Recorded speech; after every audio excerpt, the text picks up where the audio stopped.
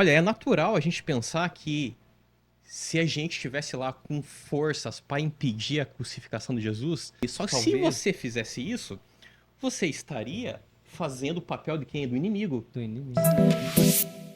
Pegando esse gancho seu, Daniele, sobre propósito, sobre missão, se Jesus é mais do que um profeta, então por que que ele veio, né?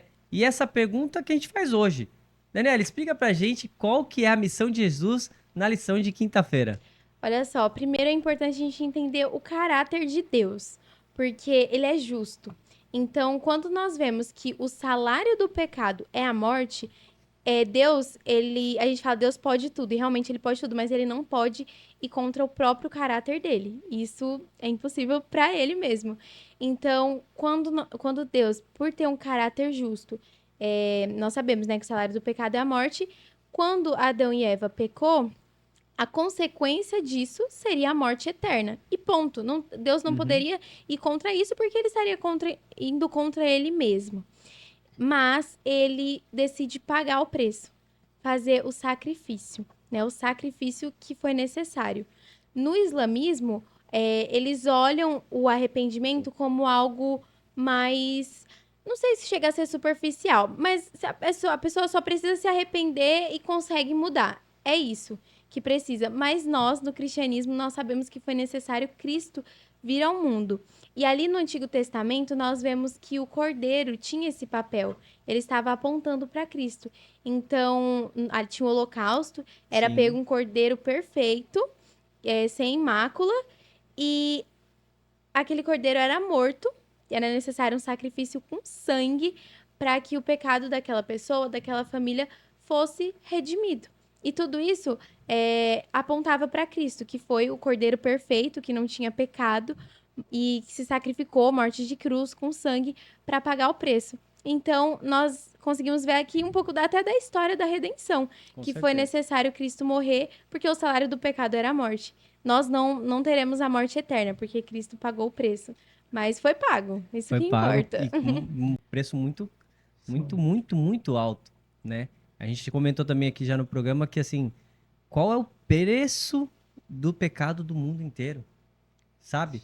Em uma frase, ô Fábio, o que a cruz diz sobre quem é Jesus? Salvador, em uma frase, em uma palavra, Salvador. Mas eu posso, Complemento, mais que uma opa. palavra? Olha, esse assunto aqui é muito interessante. Eu fui mais a fundo e o islamismo acredita que Jesus, ele não foi morto na cruz. Ele era um profeta de um nível alto, né? Mas ele não foi morto na cruz porque, na visão do islâmico, um profeta, Deus não permite que um profeta morra daquela maneira. Deus protege.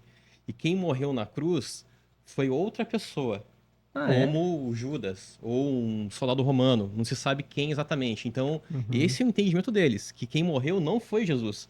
Mas aí é que vem o ponto.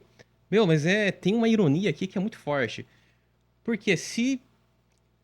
Olha, é natural a gente pensar que se a gente estivesse lá com forças para impedir a crucificação de Jesus, talvez Você não você deixava. ia lá com um tanque de guerra e falar, não faça isso. Uhum. E aí destruir. Só que se você fizesse isso, você estaria fazendo o papel de quem? Do inimigo. Do inimigo. Sim. Porque se Jesus não fizesse o sacrifício, não haveria salvação pra gente. O próprio ímpeto de Pedro na hora de cortar a orelha. Exatamente. O né? ímpeto de Pedro, na hora que ele fez isso, depois que ele falou o seguinte, mestre, quando Jesus explica o seu destino e Pedro fala que isso não iria acontecer, Jesus fala assim, olha, se afasta de mim, Satanás. Satanás, exatamente. Então o detalhe é o seguinte, olha, então essa visão que talvez seja natural no nosso ímpeto é justamente contrariou a essência da missão de Jesus, que era morrer. E é a base de tudo. Que isso, na visão islâmica, foi retirado. Quer dizer, é um detalhe, mas é um detalhe da essência total da nossa fé. Não é detalhe, é tudo. Entendeu? Tirou isso, tirou O tudo. detalhe mais importante. Se Cristo não se sacrificou, tudo foi em vão. Porque para eles, eu acho que o pecado não tem o mesmo peso que realmente tem. Porque o pecado não é simplesmente um erro que você consegue só se arrepender e pronto, tá tudo resolvido. Foi necessário. Pro islâmico, ele tem essa visão. É Ó, isso mesmo. pra nós é o seguinte, para nós, visão cristã, é mais profunda. Houve o pecado, para haver remissão do pecado tem que ter derramamento de sangue. Sangue. Antes de Jesus era o cordeiro, após Jesus foi o cordeiro perfeito, não precisa mais. O islâmico, ele olha assim: errei, pequei, Deus, o meu arrependimento é sincero, Deus perdoa.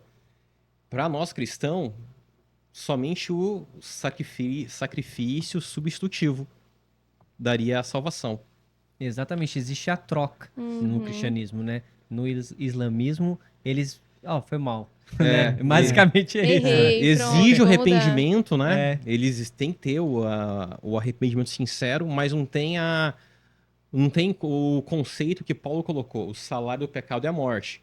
Lá no Éden, quando Adão e Eva pecaram, eles morreram.